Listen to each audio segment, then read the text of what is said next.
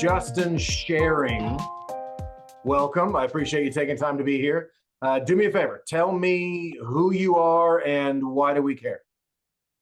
Well, I guess that's up to you whether you care. I'll tell you why I'm here, and I tell you why I want to talk to you is because I love the sport. I love our coaching business, and 54 years old. I tried to play a little bit. Actually, tried to play a little bit in California, where my mum lives, and my mum's American. So, went to high school in the Valley, did a bit of junior college down in LA Pierce, and then moved back to the UK because playing tennis just wasn't really going to do me, but I just couldn't let go of it. But I started coaching, loved coaching, I loved just how you could, it's a bit more than tennis, isn't it? We all know it's a lot more than tennis, and how we can sort of change and transform people's lives. And if you start with some young dudes and they get better and they enjoy your company, then things tend to go well, and you build a little reputation. And we live in this very small space in the UK, not like the grand old massive American. I understand that Atlanta has more courts, I think, than any other place in the world. That's the fact that I found out once when I was at the US Open. I was told that by a very proud Atlantean, I guess. I don't know what you call them, but in our neck of the woods, yeah, if you're doing a good job with some players, then you tend to get quite a nice reputation, and good players come your way, and then you produce a few good players, and then it becomes a bit more than just a job. It becomes your calling, and yeah, you have to do it. So you have to do it. I have to do it. I don't know how you guys feel about it, but I have to coach. Without it, it's yeah, I'm not a great guy. No, I need to be out there. I need to be out there sharing stories, transforming lives, poking a few players that could do a bit better, celebrating guys that are doing really well, and just, yeah, loving life, loving tennis. That is fantastic to hear. And Bobby and I are aware of the calling that it takes, especially to work with beginners, to take somebody from a 6-year-old time frame. And sometimes that's what it takes. And you're here specifically because you've got a relationship with a couple of players that now have some name recognition. One specifically I was looking at is Jack Draper, who is making a bigger name for himself right now in the US Open in 2024, really making a push. And he's kind of taken the flag, as you said before we started recording, taking the flag a little bit from Andy Murray, like somebody to get a chance to step up and say, I'm going to be the next Brit. I'm going to be the guy. Now, I've got two questions, kind of a little in between, besides the main questions that we send you, and saying, is 6'4" left-handed with a two-handed backhand, is that actually the genetic experience that we're looking for? And in that case, well done on creating that 6-year-old when you found him. Wow. The cool thing is that I think we did it the right way around, and we're all a little bit too obsessed with all these guys have got to be big. And we never knew that Jack was going to be big because he was the smallest guy. He was the smallest guy in all the pictures. I mean, I coach guys now, I don't know what they're feeding them, but I coach guys now 14, 15. They're all way bigger than me. Jack was, thankfully, 13, 14, 15. He was still smaller than me, and I got the sort of photographs to prove it. But what he did do was we just had to work on fighting like crazy. And because I am a nutty UFC and mixed martial arts and boxing fan, and I have been, I watched UFC 1, guys. So let's see how crazy this podcast can get. If you want to start asking me questions about Royce Gracie and Ken Shamrock, let's go. But anyway, all the guys I've worked with have benefited from me saying, you do know that tennis is like fighting. You do know that tennis is like boxing. You do know that you have to have the similar sort of skill set. And this thing could go to the ground. That means go to the net. This thing could stay standing up, like playing at the back. So that all my guys, my poor guys, have had this analogy. And when an older player comes and I'm working with a younger player, they go, "Oh, don't tell me. Has he told you about the fighting stuff yet? Please don't. Oh, come on, Jas. When are you going to change your tune?" I'm not going to change my tune because this game is brutal. It's a gladiatorial sport. I mean, Arthur Ashe Stadium, 24,000 people. I mean, come on. It's made for someone like Jack Draper. It's made for him. He's a monster. I think we created a monster. So whether we knew he was going to be 6'4", we always knew he was going to be lefty. Don't forget that. So we made sure that he had that swing and serve out wide. And boy, did we practice that. I mean, that's the one thing you do know, that the lefty's got that advantage. So please make the most of it. And he's a crafty guy. He's a crafty guy. He's a little bit like Rafa. He's right hand dominant, believe it or not. We had to teach him how to throw a ball. We had to teach him how to. I told him to get a dog so they could just throw a stick in the park for it to get better at it. So come on, get yourself a dog. It's the best way to improve your throw. And then he just turned into a monster, and he was beating guys. He was beating older guys, bigger guys. We'd stick him in with 15, 16-year-olds at 10 years old, and they would, after a few weeks, after initially saying, "Why have you brought a 10-year-old kid into our session?" I say, after 3 weeks, they say, "Please," they come up to me quietly and say, "Well, don't put me with Jack, all right? It's not good for my confidence. I'm trying to work on that. So if you don't mind, I'm feeling, my ankle's a bit sore. Don't put me with." I'm like, "Your head's a bit sore. I think that's the problem." And your heart's getting hurt. So listen, we never knew it was going to be this big. His dad's big. His brother's big. Who's his agent, by the way. So we kind of, I guess it was always on the cards. But when you get to 16 and he hasn't grown yet, you're still, thank God he can fight. Thank God he can play a lefty game. Exactly. Well, and Bobby, is he speaking your language with the fighting? I think the boxing analogy works for you. Absolutely, Justin. My dad was a longshoreman, and probably the last sport he ever thought his son was going to play was tennis, until we met a tennis instructor who used that analogy and said it's just like boxing, but he won't get beat up. And I'm still waiting for that growth spurt. My father is very tall. My mother's Cuban, so I blame it all on her. But there was always the hope. But I had to be a fighter too, and that was, very much part of, the training, the beach, the sit-ups, doing your training was part of our vernacular, was all boxing. And I'm not as much as a mixed martial artist, but I do love boxing. I'm a Sugar Ray Leonard, Ali guy from when I was way young. So I definitely concur. But I do want to know more about, because I read about the lefty. When did you that he is a natural right-hander? When did you guys make that decision? Because I'll tell you, we always laughed. And when the mother comes out and says, "Well, we're not sure if he's lefty or righty," that usually means he's spastic on both sides. So it must be exciting when the child we don't know, and he turns out to be a superstar like a Rafa or a Jack Draper. Well, he went to, back when Jack was like 5 or 6 years old, he went to a talent ID day for the LTA, like the USTA, and they had all these sophisticated tests and all these speed barriers and all these things that glowed and blooming lit up and everything. I mean, all the things that you don't need. But the one thing you do need is, let's see, a ball throw. And Jack threw it about as far as anybody did. And then I shouted down from the balcony, said, "Yeah, but he's doing that right-handed, guys. He's doing that right. Hello, he's doing it right-handed," because he was playing his tennis left-handed at that stage.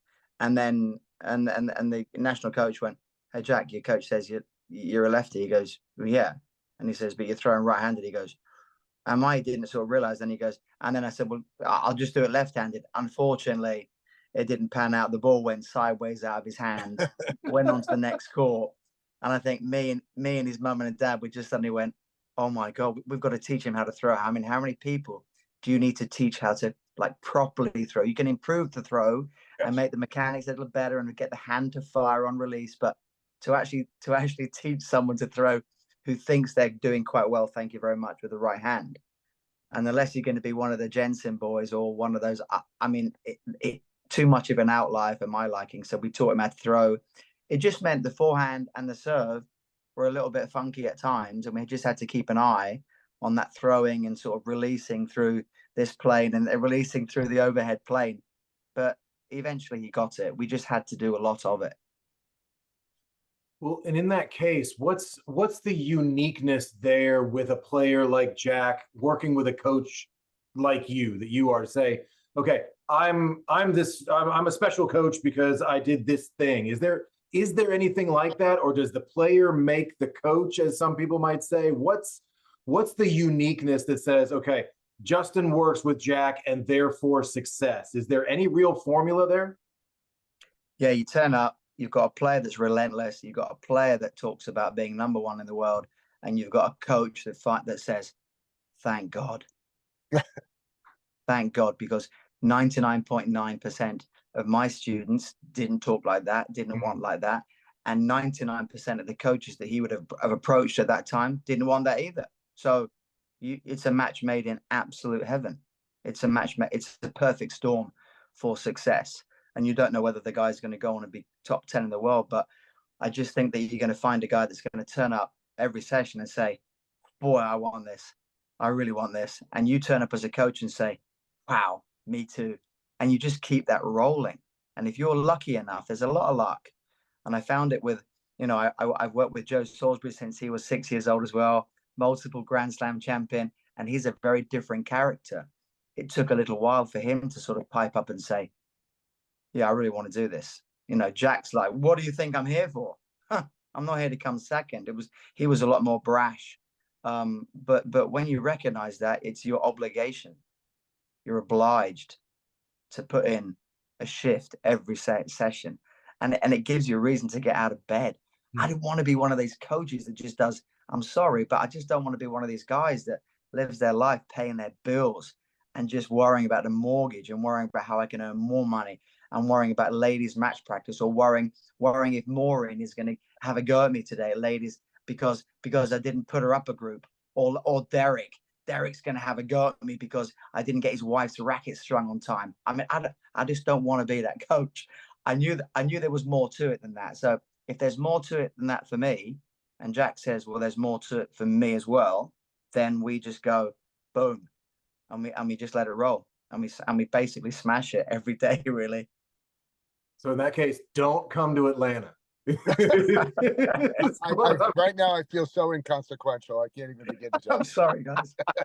You just made Bobby feel like he's wasting his time. No, but I can't give away my secrets how I get through those moments. That's what I'm biting my lip about. I completely understand what he's saying. There you go. So it's Bobby that has the coaching uniqueness, is what we're realizing. That he can 100%. sleep with his eyes open. Wait a minute, he's awake. 100%. Exactly. And so you mentioned Joe, and Joe's a fantastic story as well, because I look at somebody like him and then I have to ask, okay, you've got Jack that goes one direction. Joe, I don't remember seeing him playing any singles. Maybe I wasn't paying attention. Maybe was it like the Bryans that they're like, we'll give it a shot, but we really got a great shot over here. Or the Jensen, you mentioned the Jensen brothers, like, hey, you know what? We're just kind of out here for fun because we happen to be better than everybody. I don't know what it was that, where you kind of decide, am I going to jump into doubles? Am I going into singles? Do you have any insight on what made Joe? I do. And it's called glandular fever. He got glandular fever as a kid. He was up there. He was the same level as Jack. He played the Orange Bowl, got to the quarterfinals of the Orange Bowl.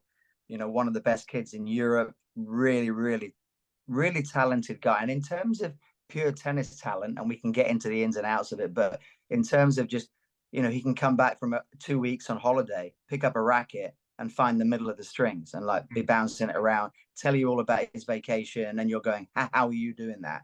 This is not, this is really not normal. I come back from vacation, get tennis elbow with the first shot I hit. I'm just looking at the parents, hoping they haven't seen that I've just been drinking way too much on my holiday, and hoping I can get rid of this beer belly. But Joe would pick up a racket and just go straight onto it. Whereas, Jack was a bit more normal. He'd have to will the ball into the middle of the strings to start, to get going again. So in terms of pure talent, Joe, way more pure talent. But then he got struck down by glandular fever at around about 14, 15. And we managed to get him into Memphis, on a scholarship. He was out for a while. He was pretty poorly and sick. And luckily we had a great Davis Cup captain at the time, Paul Hutchins, and we all rallied around and just said, we really believe in this kid. Memphis, will you give him a scholarship? And they did. And we're so grateful that they did. And then he went there and sort of became, I don't know what you call it, but he I don't know all these sort of college expressions about doubles, but he did pretty well. And he played the Bryan brothers, in fact, at the at Memphis Open with his sort of, I shared the traveling with David O'Hare, who gets out on board with him. He was his doubles partner. But really, the thing for Joe was he won a futures title in singles, and he was pretty athletic, but he just didn't really have any big weapons. He doesn't really hit the ball terribly hard. And it was funny. He'd turn up for sessions and he'd tell me what he wanted to do, and I say, doubles court, right? And he'll go, singles. And I go, oh, not this again, not this again. And then like the week later, I'd say, he'd come up and say, yeah, just about coming forward. I'm saying, great. Okay, so where's your positioning there? He goes, why are you positioning me for a doubles player? I said, the doubles, right? He go, no, singles. And I go, please, Joe, please. And then I remember he called me up. He's like, just, we got to have a chat. And I go, damn, what is it, man? You sound pretty serious. He said, it's going to be tough. You're going to find it hard to take. I'm like, break it to me, big guy. And he's like, I'm done with singles. I'm done with singles. And I went, thank God for that. Like, right, can we get on with you earning some money and winning some trophies? He's like, you don't mind? It's okay. I said, Joe, please. This is great. This is great news. This is fantastic news. I just don't think my body can really sustain the amount of effort, because the glandular fever stayed in the system, and it sort of showed itself whenever he pushed himself really hard. So it was a blessing. Glandular fever, however painful and irritating, annoying, and how much it's stunted his sort of junior career, what a doubles career. 6 Grand Slam titles, #1 in the world, you know, and I hate to talk about it, but it's true. Enough money that he doesn't have to make decisions about money. He can make other choices, and he can decide to play a tournament, decide not to play a tournament. And so, yeah, everything's worked out okay. So a real blessing, because I think he might have, and he's a pretty belligerent guy and works pretty hard. I'm just not sure that he would have had the same success on a singles court. And I hope if he listens to this, he doesn't come around and have an argument with me about that. But I'm pretty sure we should leave the singles to Jack. So. And that's a cool way to put it, is realizing there's a personality trait in this. And Bobby and I talk about, is it genetic? Is it, I joke with my son, I've got a 2-year-old. I'm like, all right, you're going to be 6'4", left-handed with a 2-handed backhand. And this boy is all right-handed. Like we're going to have to make the switch, and he can throw, he's got all that, right? But you got to make that switch. But does he have that killer instinct? Does he have the difference that just says, is he the nice kid that might work hard, or if he really the kid that he'd rather just kick you than lose to you, and it doesn't matter what it would take to win? And some of that is genetic, some of that is inherent, and you can coach a little bit of it, you can push that, right? But is there anything that you can do as a coach? And Bobby and I are both coaches, so we get kind of being able to encourage a child or a player, any level, to be able to say, hey, what's the next thing for you? Is this #1 in the world? Or is it just, I want to make the high school team? Or is it just, hey, we want to get a little bit better and see where it goes? But can we pick out that one kid that just needs it? That Jack Draper, I'm here to be #1 in the world. Yeah, and to be fair, Joe's exactly the same. Joe's an absolute game changer. He can make stuff happen against anyone in the world on a doubles court, which essentially is the more played game in the whole of the world. And to get to #1 and be the best at that, you are a killer. But agreed, undoubtedly easier for Jack to turn killer on than Joe to turn killer on. I would say that Jack had a killer, and I said, come walk with me in the dark. Come walk with me in the shadows, Sam. Let's go. Let's go. Let's go. It's an easy walk for Jack. If Joe says, all right, let's go kill, I say, hold on a second, I'm not sure you're ready yet. Let's hit the bag a little bit longer. Let's get the nunchucks out a little bit. Let's do a little bit of work in the backyard. Let's do a bit of Kimbo slice before we go walking in the shadows. So I think you get some personalities that are definitely a bit more ready for it, probably because of their upbringing. Yeah, I would think that's it. And Jack's got an older brother, and luckily Ben beat him up enough to make him really have to fight in the house, which is quite nice. And his dad's quite alpha as well. Jack's dad's quite alpha, and he was the former chief exec of the LTA. And yeah, he's a very confident guy. Like, he was the man, and he played tennis really well. In fact, it was quite funny. So I would get, I'd have Jack on court, and his mum did most of the ball picking up, and we had that relationship for 10 years, just all chatting and working out what was best. And then Roger would turn up, great big guy, 6'4", looks like Clark Kent with a tennis racket. And I'd say, "Oh, you hitting in today, Rog?" He'd go, oh yeah, I'm hitting in." And Jack's like 11 and 10. And I'm saying, "Right, we're just going to go easy. I want the contact point. It's really important. I'm going to take a few videos from the side. We've been working on this, Rog. So don't mess it up, please." And right, "Oh, you can counter me." So we just start nice and slowly. "Yeah, right. First ball in, bang." Yeah, because he's got his boy down the other end who's starting to play some ball, and he's like, "You're not there yet, boy. You're not there yet."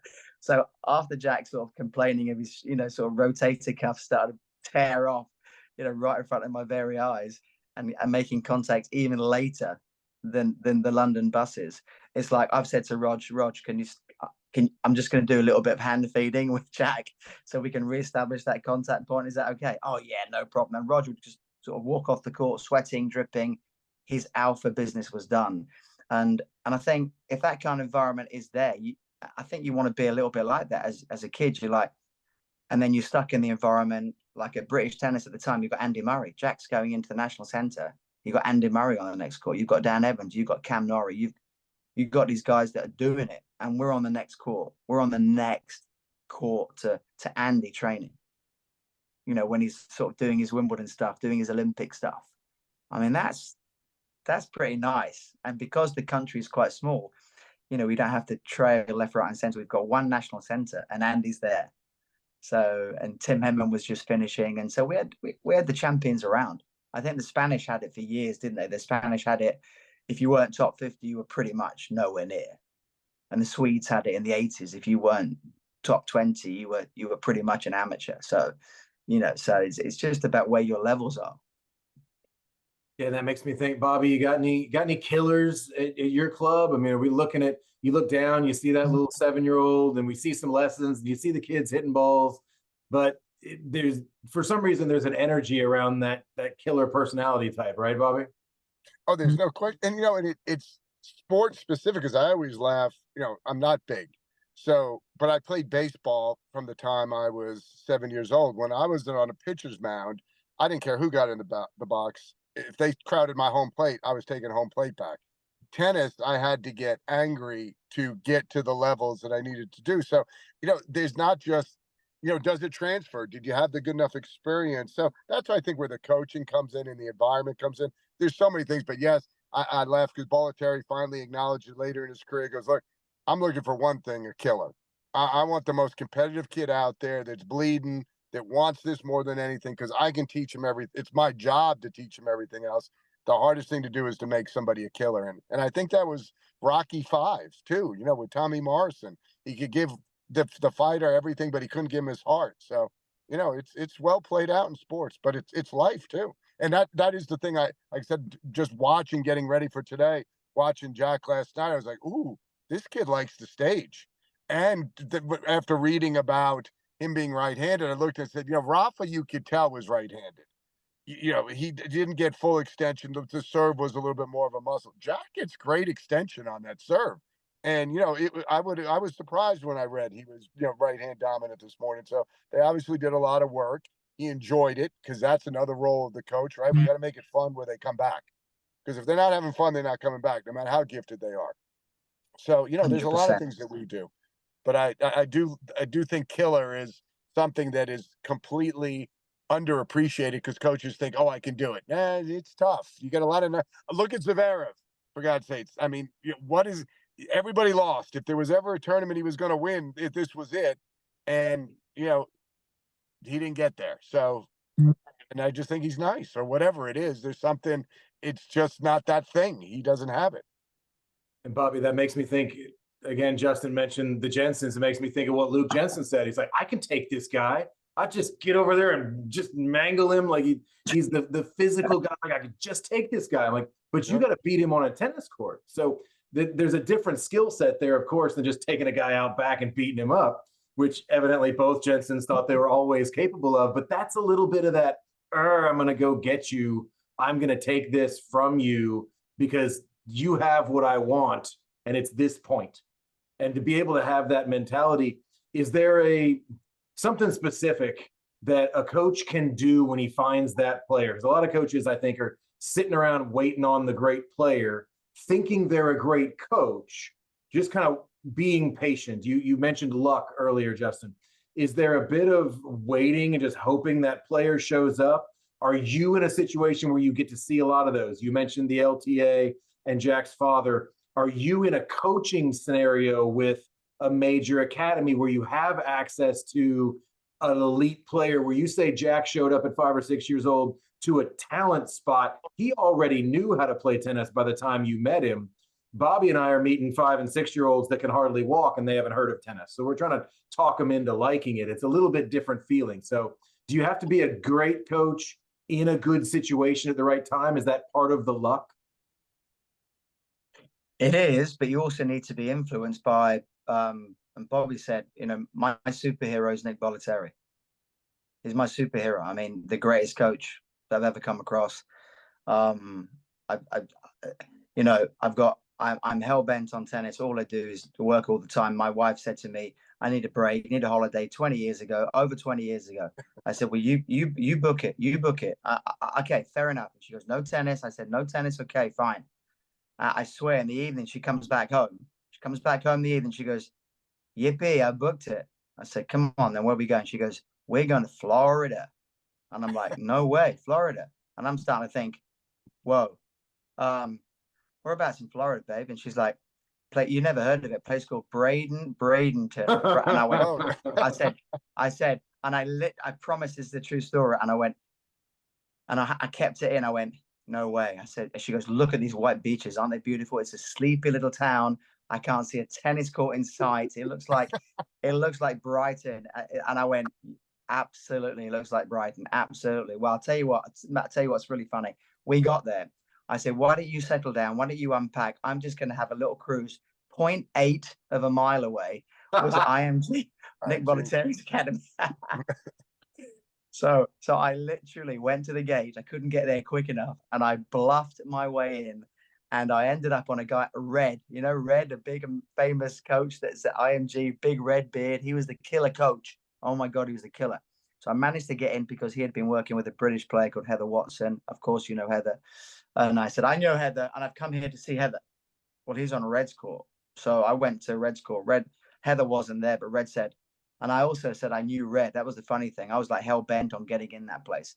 So then I said, I got to Red's court, and he said, do I know you? Because he's a pretty tough guy. And I went, Red, London, Wimbledon. You don't remember?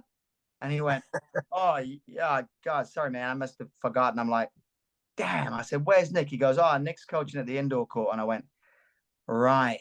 And he said, I'm finishing up here. You want me to take you over there? I went, would you mind? It would be great to see him again. And I completely bluffed my way to the indoor courts at IMG. I mean, I went there enough times later on with the Eddie Herr and the Orange Bowl. But when I met Nick Bollettieri, I seen all his videos. I seen all his speeches.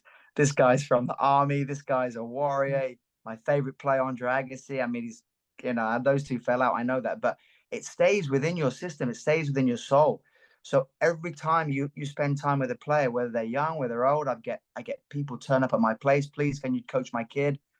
I've got a bit of Bollettieri in me. I'm thinking, right, let's have a little look here. My first feed goes on the next court.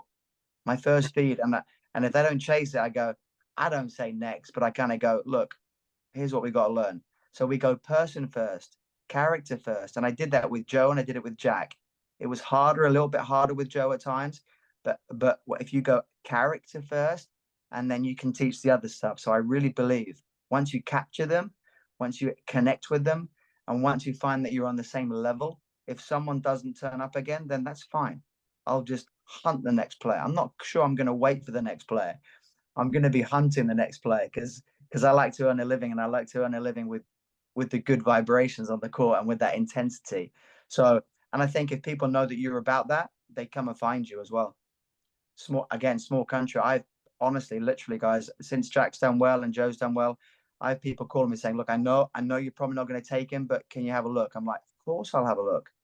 And then I say, yeah, you're probably right. I won't take it. I don't have time. You quickly don't have time. But if you've got, I'm actually working with a couple of girls right now because I'm really trying to get better at coaching girls, because I think it's different. You still need them to be killers, and you can't just say, I need you to be like Eastern European girl. I need you to fight like crazy monster. If they haven't got it, but then it's almost like you just need to say it's okay. It's okay to like bring that level, bring that intensity. And I'll probably feed a little bit tougher to the girls now that I do with the guys. So it's like a little journey for me at 54 to try and get. I worked with Johanna Konta for a year. That was more to sort of build her confidence. She was at a low point, like 200, trying to break through. And I think we did a nice job. But I'd quite like to work with a player like 12 or 13 and 14 and try and build that same character that I think I've done okay with the guys. So, but Nick Bollettieri, Rocky 1, Rocky 2, Rocky 3, Rocky 4, Rocky. You can probably keep Rocky 5, and then it gets a little bit crazy. But for me, Rocky 3, you get Rocky 3 out, and off you go. Yeah. That's interesting. Just recently in another recording, Rocky 4 came up. So it seems to be the Rocky week for me specifically. And I love it. So do you have anything specific? Because I know you're here because we're promoting coachlife.com. So you are one of the coaches that is offering content on their platform where people can go in, grab a membership, and you're one of the coaches there because of some of that, as you say, the name recognition, some of that of saying, hey, I've had some success, and Joe is proof, and Jack is proof. And in that case, there's a little bit of that where then people all of a sudden want to listen. Then all of a sudden the calls are coming in. You don't have to do so much hunting, it's just catching. You're just allowing the people to come to you. And you've got some good stuff out there. One of them, and I'll throw it in, it isn't necessarily a question, but it's a really cool thing that I saw that you're quoted as saying, let players play their way. And recently I heard the phrase of doing something effectively versus doing something properly. And I really liked that, because we would have an example of a Medvedev or a Rafa or those that would do something maybe effective. They're going to do it effectively, but it isn't what you would teach. I'm not necessarily also going to say, don't do it like Medvedev, because that guy will do whatever it takes to get the ball to go wherever he wants it to go. But is there anything special that you wanted to be part of this coachlife.com system to share, to be able to say, hey, this is maybe what I've learned over my 20, 30 years of coaching and what I know now that I didn't know then? Do you have anything like that you'd want to share? Yeah, and I suppose the word that I was thinking of there was just unconventional, and we need unconventional. We need unconventional. We can't. Conformity isn't gonna cut it. So, and I think the more you get to know the player, and the more you understand. I do a lot of coach education in the UK, and I'm a little bit different from the other coaches, because I don't really talk about forehands and backhands. I really don't. I talk more about how to get players engaged at a level where they show enough interest that everything else in their life, albeit family, becomes tennis is like, this is critical to me. I need this. So because we need it. And if you can sell that to a player. I'm chatting to a player in Azerbaijan the other night. His dad said, look, can you chat to him? He's like, keeps flunking out all these third sets. And, after an hour on the phone, I said to Dad, look, did we get anywhere? He said, get anywhere? The guy hasn't stopped writing. The guy has not stopped writing since he got off the phone. And I didn't tell him to write anything. I said, I suggested that it might be really nice to start keeping notes about how he feels, so that when we talk, I can show him some tips about how to thought stop a little bit, how to stop criticizing yourself, how to accept a little bit more that you're not gonna win every point. That hey, the best thing you can do at 4-1 down is to say, I accept losing at 4-1. It's okay. So go scare someone else. Go scare someone else. Whoever's around me, whoever's in my head, because I don't care about 4-1. I care about getting better. And I think you can sell that to a lot more kids than we do, because kids they might not turn around explicitly and say, thank God, because I'm so outcome focused. I need to be more process focused. I need to be bouncing the ball 3 times. I need to be locked into my actions. No. Just say, I don't care if you lose, but I want you to win this. and then tell them what it is that you want them to win. I want you to use tournaments as if they're training, and I mean that. And if you dare start a text to me and say, guess what, Just, I won, I won't reply. I won't reply because you've broken the rules. You message me, and then these little guys, they end up messaging me so much, and I'm like, and I get off the phone, I'm like, geez, did you win? Did you win? Are you gonna tell me or what? but if that's what you believe in, and you can probably feel that I get a little bit excited about this, but I passionately feel about progression, play development, but I don't think coaches go deep enough with it, and they might sell out a little bit early because they've got parents, and all the coach ed I do, parents. What about do with the parents? What about do with the parents? Oh, but what if their parent doesn't agree? I said, well, what are you doing with your parents? Oh, we don't let the parents anywhere near the court. I said, well, wrong. I let my parents on the court, picking the balls up, get to know them. If they're cheap, get rid of them. If they're stinking the court out, get rid of them. It's not going to work. Not going to work. But you at least get a chance to tell them how you think, share with them how you think, talk to the player in front of the parent, talk to the parent in front of the player. I'm not scared of those conversations because I'm not going to waste my time. I'm not going to waste the kids' time, not going to waste mum and dad's money. I don't need your money. I want joy. I want excitement. I want a purpose. And it's not going to come from just some transaction that we're going to have for an hour. I want to go on a journey. If you want to come on a journey with me, then it's going to be deep and you're going to improve. And I mean that. I don't know if you're going to get your ranking where you want it, but you're going to improve by hook or by crook, because we're going to make the most of the time that we spend together. So I think you need to impress that pretty deeply and meaningfully. And I think that looking back, and I think that's what I have with players that come into my contact to say, are you ready? Are you ready for this relationship that you're going to have with me? This is going to be deep, and we're going. I will want developmental talk the whole time. If a mum and dad talk about results in front of me, I say, no. You're breaking the rules now. So he might not have tried last match, but you're not trying very hard right now. So, and we just keep it light, but they know that if I get a bit annoyed, then I'll just say, see ya, I'm off, So I think most people get on board and they want to do it. They want to be part of something more than just a win, more than just I won, I got my rating up, I got my ranking up. They want to be more than that. And Jack always wanted more. Listen to the way he talks. Yeah, I'm playing well. There's more in the tank. There's more in there. Joe, obsessed with playing better. And I think that's the environment that I'm pretty sure that we created the whole time. Bobby, I'm in. I'm gonna fly over to the UK. I'm taking lessons myself. Like, you sold me on this, and my son's just gonna have to wait. Get in line, kid. Bobby, you got anything more for Justin before I hit him with King of Tennis? No, I've enjoyed it, Justin. Thank you. And I think, Shaun, just to be clear, outside of Luke, I think this is the first person I've ever seen his name mentioned in Wikipedia. So I was really excited. So. Thank you, Justin. Absolute pleasure. Nice to see you, Bobby. Thank you. Thank you so much. And so, Justin, last question we always have. Always love the answer. I am curious, if you were king of tennis, so whether it was for the UK, for the world, anywhere, if you were made king of tennis and you could change or do anything, is there anything you would change or do? What would I do? Do you know what? I'd love to have you seen this crazy thing I'm not sure if it's changing the game itself, but I might have a little side hustle. They do this thing in Europe, and it's just come to me, where they box for a round, they play chess for 5 minutes, and then they get back in the boxing ring. Yeah, I'd love to see like a tie break, a 7-point tie break.